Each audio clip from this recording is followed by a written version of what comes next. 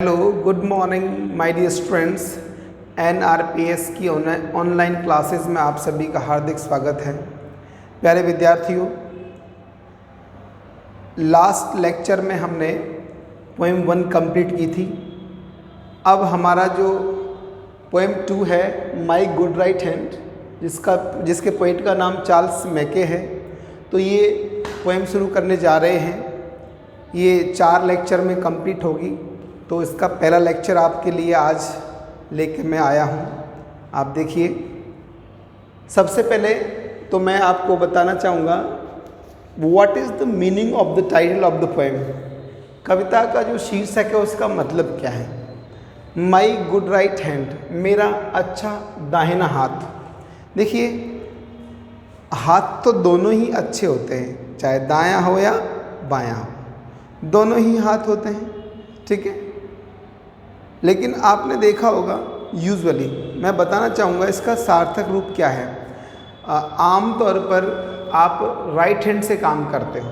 कोई भी काम हम जब करते हैं तो ज़्यादातर इस दुनिया में जो काम होता है वो दाएं हाथ से होता है।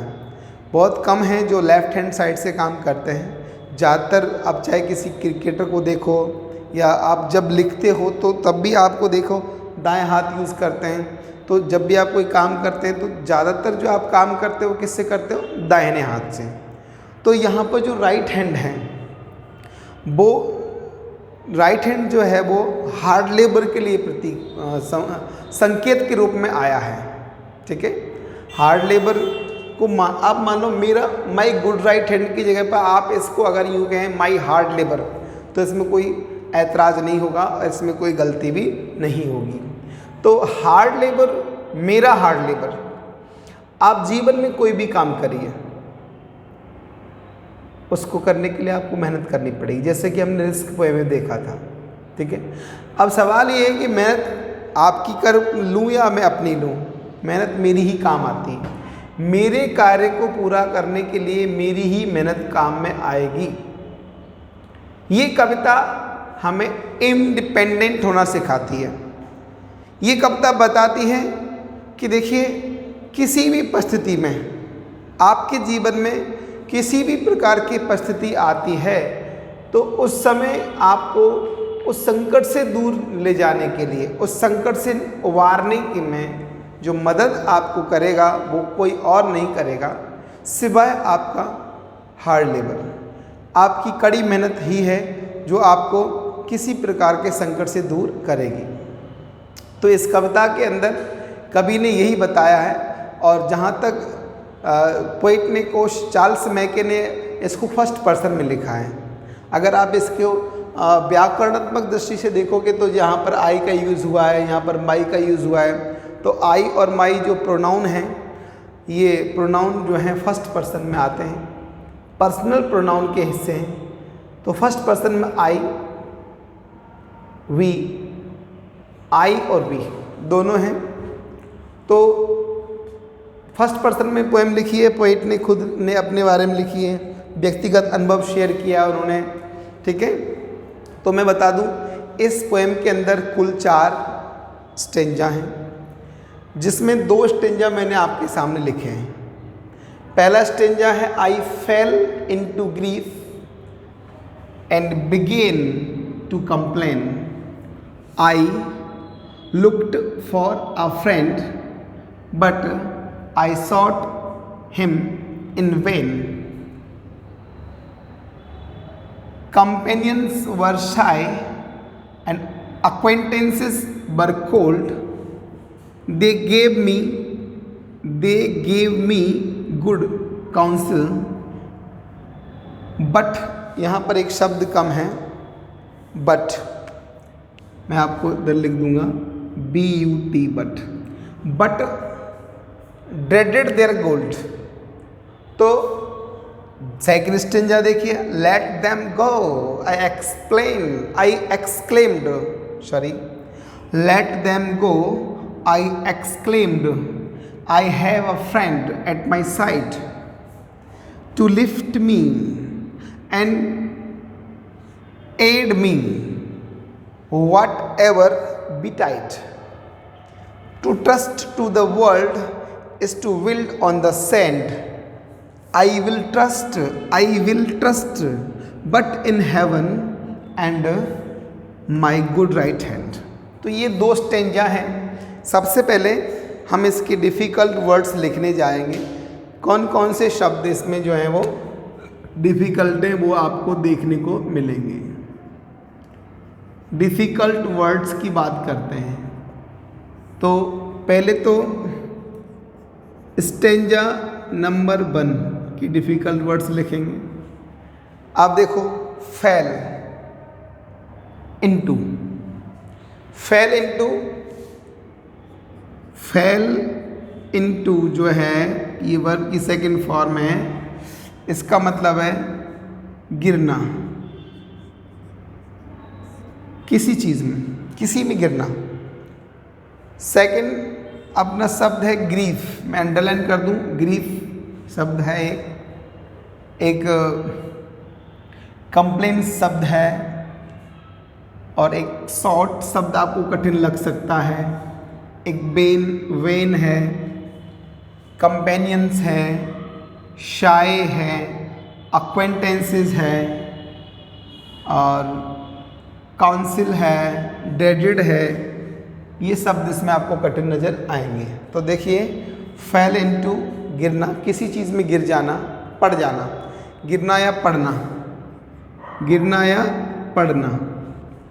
इधर कंप्लेन ग्रीफ, GREF, ग्रीफ का मतलब होता है दुख।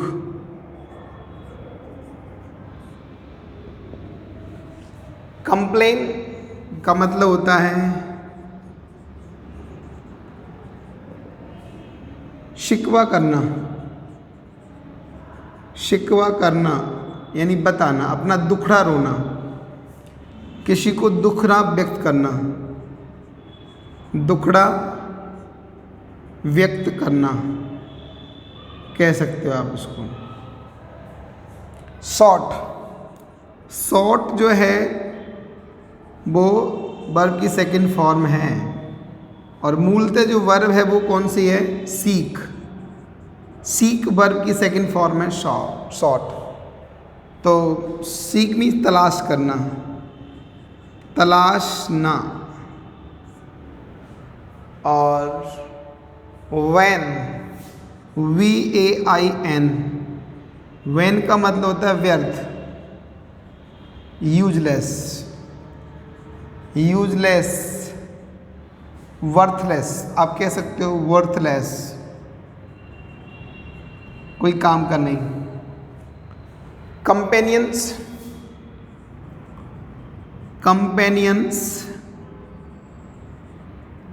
का मतलब होता है साथी, कंपनी वाले हैं, आपके साथी, फ्रेंड्स, रिलेटिव सब। अक्वेंटेंसेस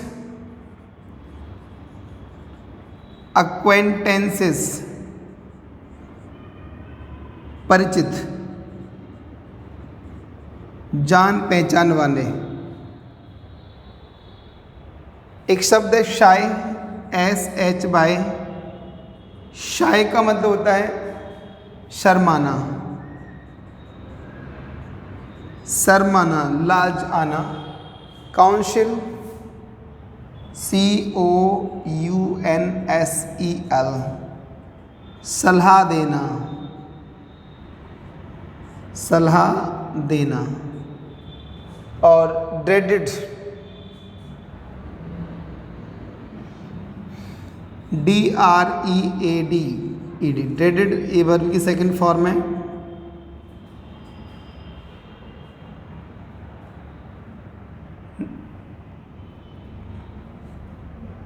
नहीं देना या देने से डरना, किसी चीज़ को नहीं देना या देने से डरना, एक पॉइंट है। तो देखिए इसका मतलब देखो एक बार, फेल इनटू गिरना, पड़ना, ग्रीफ GRIEF, दुख, कंप्लेन शिकवा करना, दुखड़ा व्यक्त करना, अपना दुख किसी को रोना, शॉर्ट जो कि सेकंड फॉर्म है, इसकी फर्स्ट फॉर्म सीक है, सीक क्या है? First form. इसी की सेकंड फॉर्म और थर्ड फॉर्म यही है, तलाश करना। वैन व्यर्थ है, कंपेनियंस साथी, फ्रेंड्स कह सकते हैं आप, आपके जो साथ हैं, अब कंपनी वाले लोग हैं, फ्रेंड्स वगैरह। अक्वेंटेंसेस परिचित, सगे संबंधी भी हो सकते हैं, सगे संबंधी उनको बोलते हैं परिचित। शाई शर्माना, काउंसिल सलाह देना, और ड्रेडेड मीन्स नहीं देना या देने से डरना। तो पहला स्टेंजा है, ये जो वर्ड्स हैं वो फर्स्ट स्टेंजा के हैं। तो प्यारे विद्यार्थियों, अब मैं आपको पहले स्टेंजा का अर्थ समझाता हूँ। मतलब क्या है इसका? कवि कहता है कि वह, आई मतलब मैं का मतलब कवि, मैं ग्रीफ में पड़ गया, यानी मैं संकट में पड़ गया, दुख में पड़ जाना, दुख में पड़ना या संकट में पड़ना, दुख या संकट में पड़ जाना। अर्थात मेरे पास एक बार वह कवि विपरीत परिस्थिति में चला गया, और विपरीत परिस्थिति क्या थी? पैसा नहीं होना, धन नहीं होना। ठीक है। I fell into grief, मैं दुखी हो गया, मैं संकट में पड़ गया। And begin to complain, begin शुरू करना, सेकेंड फॉर्म बिगिन की, तो शुरू कर दिया मैंने शिकवा करना। जैसे ही कवि संकट में पड़ा तो उसने अपना संकट, अपना दुखड़ा लोगों को बताना शुरू कर दिया। उसने अपना जो शिकवा था, वो संकट था, वो लोगों को रोना शुरू कर दिया, बताना शुरू कर दिया, भाई मेरे साथ ऐसा ऐसा हो चुका है, मैं निर्धन हो चुका हूँ। आई लुक्ड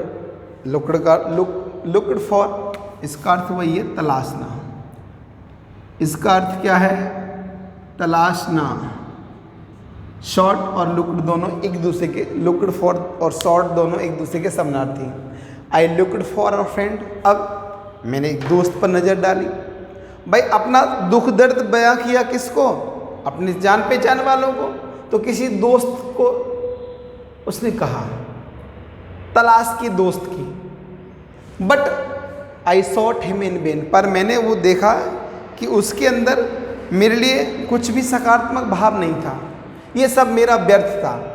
उसको अपना दुखड़ा व्यक्त करना, उसको मेरा दर्द बयां करना, उससे मदद मांगना व्यर्थ था।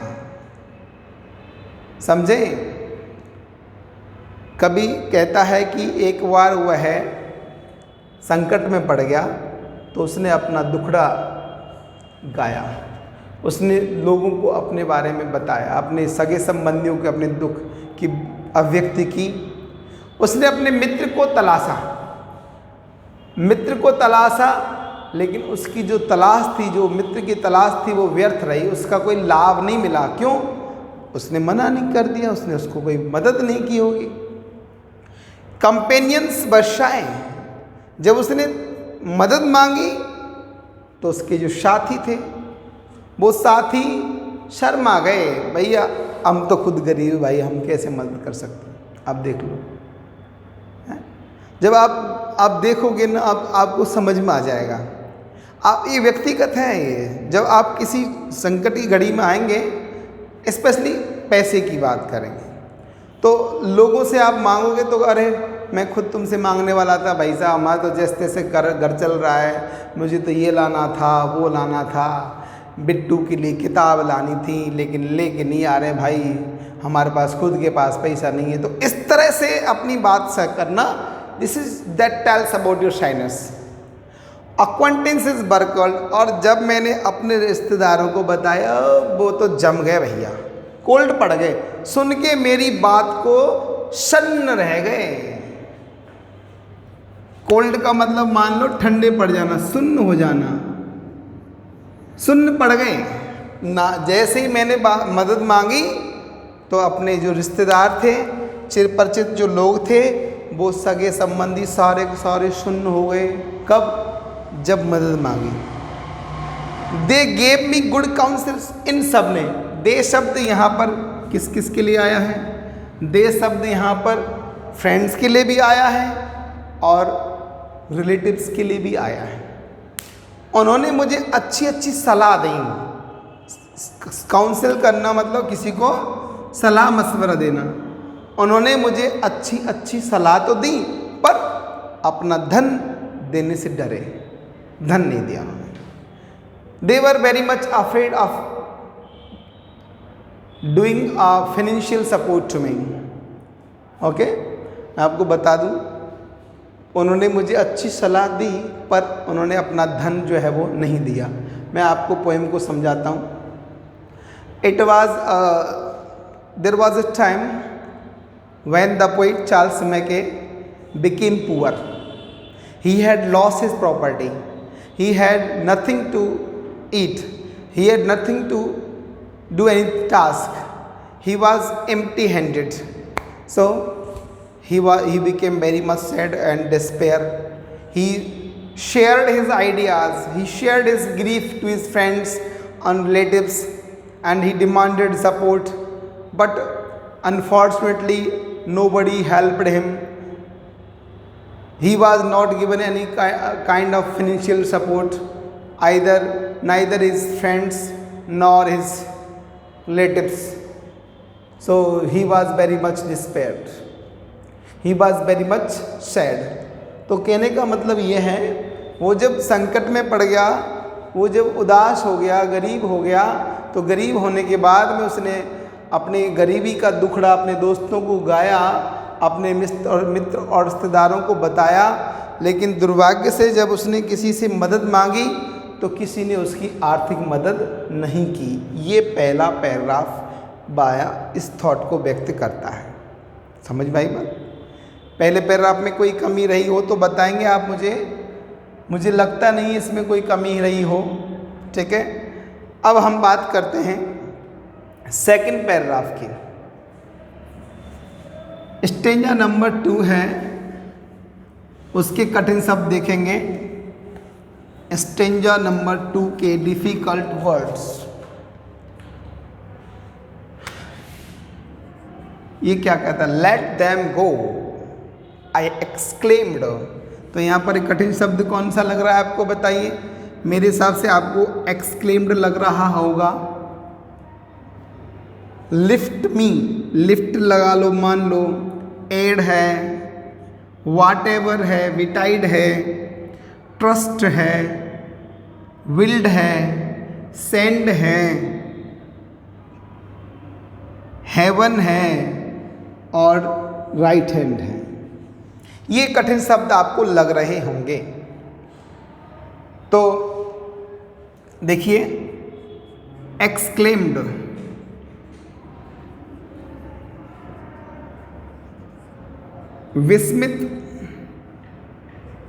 विस्मित होकर बोलना।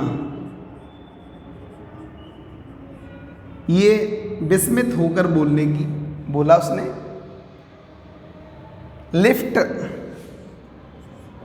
लिफ्ट मीन्स उठाना, विपत्ति से उबारना, उठाना। किसी पड़े हुए को उठाना भी लिफ्ट करना कहलाता है। और एड, AID, एड का मतलब है हेल्प करना, मदद करना। इसके बाद एक टर्म है वाट एवर, चाहे जो कुछ, चाहे जो कुछ भी होना, कुछ भी हो जाए, वाट एवर हो जाए।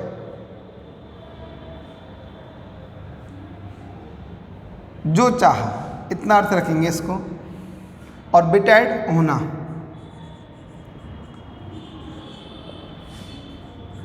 कुछ भी होना, चाहे जो कुछ भी हो जाए, वाट एवर बिटाइड। ट्रस्ट शब्द का अर्थ होता है विश्वास करना।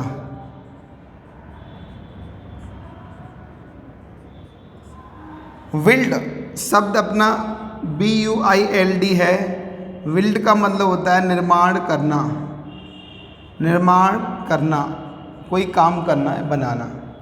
हेवन, HEAVEN, हेवन का मतलब होता है स्वर्ग से, और यहाँ पर इसका अर्थ गॉड से है, भगवान से है। और गुड राइट, राइट हैंड मैंने पहले ही बताया था आपको, राइट हैंड का सांकेतिक अर्थ यहाँ पर किससे है? परिश्रम से है। वैसे इसका अर्थ होता है दाहिना हाथ, लेकिन यहाँ पर इसका मतलब होता है हार्ड लेबर। तो देखिए डिफ़िकल्ट वर्ड्स इसके पूरे हो चुके हैं। एक बार और दोबारा समझो। एक्सक्लेम्ड का मतलब होता है विस्मित होकर बोलना, कोई चीज़ सडनली आपने बोल दिया तो एक्सक्लेमेशन होता है। दूसरा लिफ्ट मीन्स उठाना, आप पड़ गए हो किसी चीज़ में और आपको सहारा दे करके उठाना लिफ्ट करना कहलाता है। एड करना, मदद करना। वाट एवर बिटाइड, चाहे जो कुछ भी हो जाए।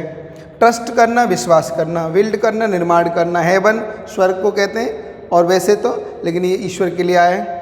और राइट हैंड का मतलब परिश्रम से है। तो देखिए प्यारे विद्यार्थियों, अब इसका अर्थ समझिए। आई एक्सक्लेम्ड, मैंने विस्मित होकर कहा। किसने? कवि ने। क्या कहा? लेट देम गो, जाने दो उन्हें। भाई भाड़ में जाए वो, कहने का ना भैया उनको जाने दो। किसको जाने दें? यहाँ पर देम शब्द जो है वो किसके लिए आया है? यहाँ पर देम शब्द आया है, अब पूछा जा सकता है आपसे ये देम शब्द किसके लिए आया है? तो देम शब्द किसके लिए आया है? जिससे उसने मदद मांगी। तो उसने किस से मदद मांगी थी? फ्रेंड्स के लिए और रिलेटिव्स के लिए। इन फ्रेंड्स रिलेटिव्स के लिए शब्द आया है देम। तो भाई मित्र और संबंधियों को जाने दो। आई have a friend at my side, एक दोस्त है जो मेरे पास है, इनको जाने दो। जिनसे मैंने सपोर्ट मांगा था उनको भाड़ में जाने दो। मेरा एक दोस्त है और जो अभी भी मेरे साथ है, और वो दोस्त क्या है? गुड राइट हैंड, ध्यान रखना, हार्ड लेबर।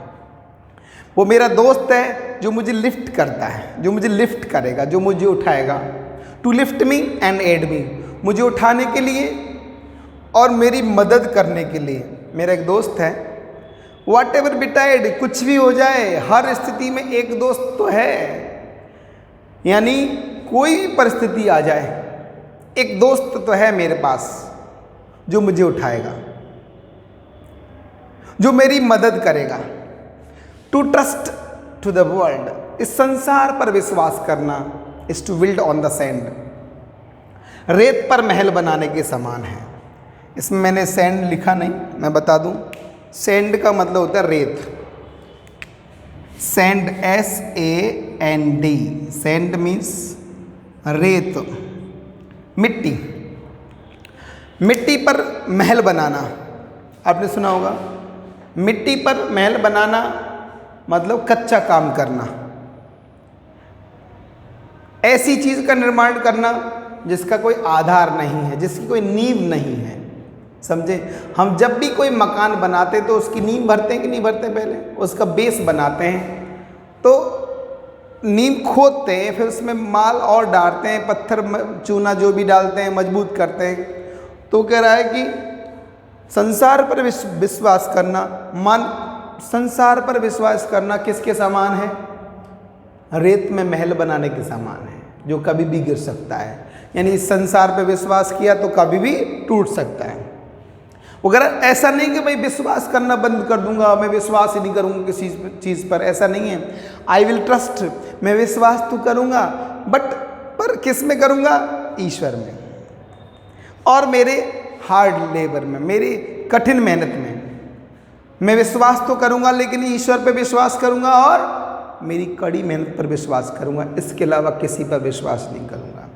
तो आप समझिए, कभी कह रहा है कि जाने दो, जिसने मेरी मदद नहीं की उनको जाने दो। भाई मेरा तो एक दोस्त है, मेरा एक फ्रेंड है जो मेरी मदद करेगा, किसी भी हालत में मदद करेगा, कुछ भी हो जाए हर परिस्थिति में मदद करेगा। और वो परिस्थिति चाहे किसी भी प्रकार की नकारात्मकता से गुजर रही हो, हर हाल में वो मुझे मदद करेगा।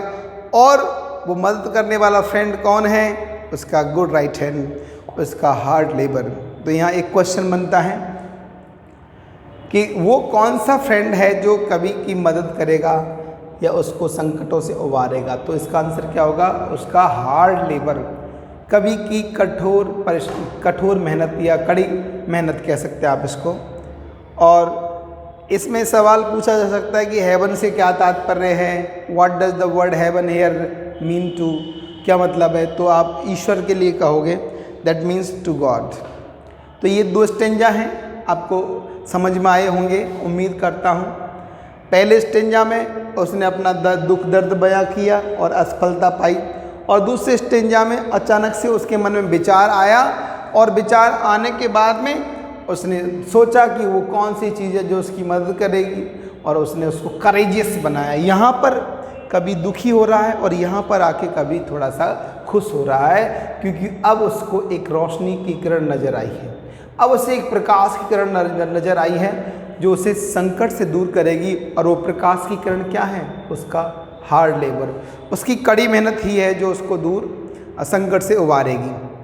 तो प्यारे विद्यार्थियों, ये 2 स्टेंजा मैंने आपको समझा दिए हैं। इसका आप हिंदी में अनुवाद घर पे लिखेंगे।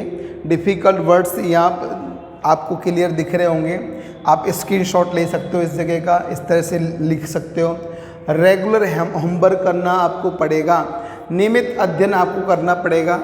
और you know well I can not check you here, अब आपको यहाँ तो जांच नहीं सकते, but as soon as we shall meet, जैसे ही हम मिलेंगे हम आपका होमवर्क चेक करेंगे, और आपको अच्छी तरह से पता है कि होमवर्क नहीं करने से क्या होता है।